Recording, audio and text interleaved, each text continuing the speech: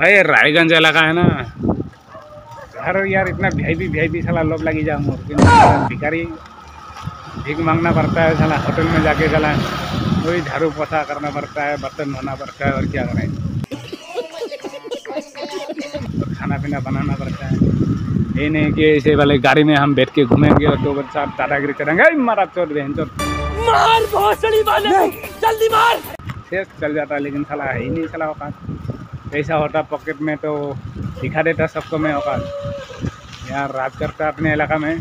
आप लोग क्या करते हैं भाई यार, आप लोग सपोर्ट करते हैं यार, शेयर कर लाइक कर भाई, हरियाल को दे मो तेरा बाप यहाँ छोड़कर गया था कि तेरी माँ एरकम हरियाल को एक साला वो मैं डन मारी जाऊँ मैं मस्तान हमारे ग्राम में कोई भाइराल नहीं হয় না নি তো একবার করে দিস জানিস থাকলে তুই করবা পারবো তোরা পারবো শেয়ার করলেই হয়ে যাবে। যখন ভিডিওলা শেয়ার করি লাইক করি বাপে আই লাভ ইউ আমি তোমাকে ভালোবাসি আমার কোনো মহর প্রথমে যাও না।